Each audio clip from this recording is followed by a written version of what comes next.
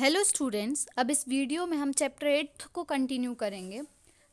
इसमें अगला सेक्शन है नेचुरल वेजिटेशन। तो नेचुरल वेजिटेशन क्या होता है? हमने अपने सराउंडिंग्स में, अपने आसपास अलग अलग तरीके के प्लांट लाइफ देखते हैं, वही क्या कहलाते हैं? Natural vegetation. मतलब जो बिना ह्यूमंस की हेल्प से अपने आप ग्रो करते हैं, वो कहलाते हैं नेचुरल वेजिटेशन। ठीक है, यहाँ पर अपने सराउंडिंग्स में बहुत सारे स्मॉल प्लांट्स होते हैं, जैसे बुशेस या श्रब्स कहते हैं, जैसे कि कैक्टस, फ्लावरिंग प्लांट्स, और उनके आसपास बड़े पेड़ भी होते हैं जिनकी बहुत सारी ब्रांचेस होती हैं, पत्तियां होती हैं। वो ऐसे कौन कौन से पेड़ होते हैं?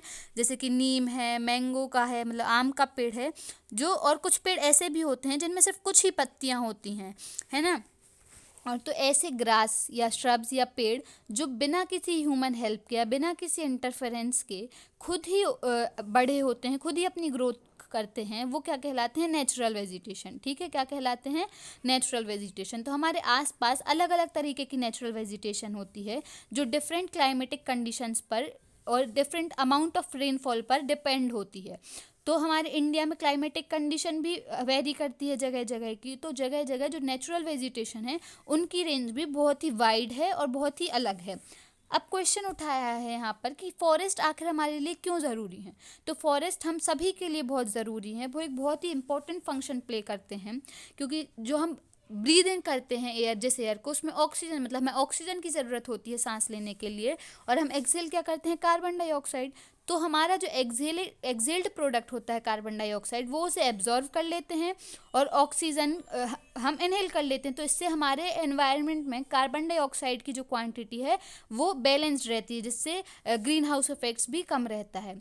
और प्लांट्स की जो रूट्स होती हैं उनको भी सॉइल जो है, वो जो रूट्स होती हैं प्लांट की, वो भी सॉइल को अपने आसपास दबाए रखती हैं, जिससे क्या नहीं होता है? सॉइल इरोजन वो कंट्रोल किए रखते हैं। तो और हमारे फर्नीचर बनाने के लिए अलग अलग प्रोडक्ट्स देते हैं, जैसे कि टिम्बर, फ्यूल वुड, और मेडिसिनल प्लांट्स देते हैं, जैसे कि हर्ब्स, लाख, हनी, गम एटसेट्रा। तो हमारे लिए जो फॉरेस्ट हैं वो बहुत ही इंपॉर्टेंट रोल प्ले करते हैं। और ये जो फॉरेस्ट नेचुरल हैबिटेट्स के लिए, मतलब ये वाइल्ड लाइफ के लिए एक नेचुरल हैबिटेट, मतलब ये उनका घर है वाइल्ड लाइफ एनिमल्स के लिए फॉरेस्ट। नेचुरल वेजिटेशन लेकिन अब बहुत ही ज़्यादा क्वांटिटी में डिस्ट्रॉय हो रहा है, एक लार्ज एक्सटेंट पर डिस्ट्रॉय हो रहा है। क्यों?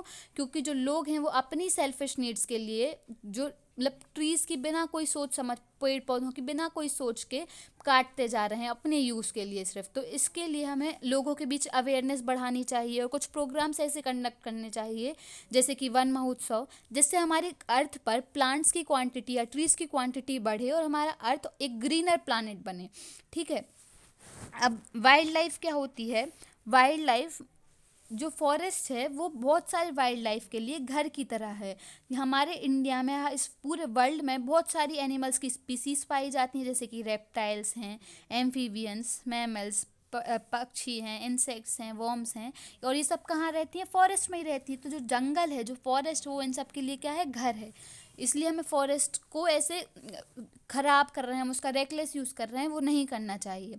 और जो टाइगर है वो क्या है? हमारे एक इंडिया का नेशनल एनिमल है। कहाँ पाया जाता है?